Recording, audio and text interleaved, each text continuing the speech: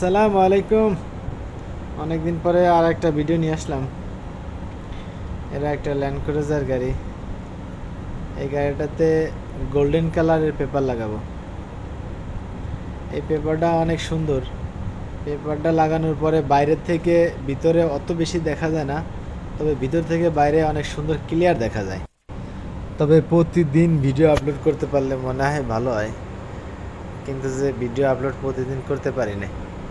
Video করা যায়, কিন্তু যে ভিডিওতে ভয়েস অ্যাড করে একটু এডিটিং এসব করে ভিডিও আপলোড করা খুবই ঝামেলা। আর মেন সমস্যা, সময় পাওয়া যায় না। আমার এই দোকানটাতে অনেক কাজ হয়, দিনভর কাজ করে দিনে রাতের 11টা পর্যন্ত কাজ করে এসে খানা দানা বানায় খায়ে ঘুমাতে ঘুমাইতে টাইম শেষ।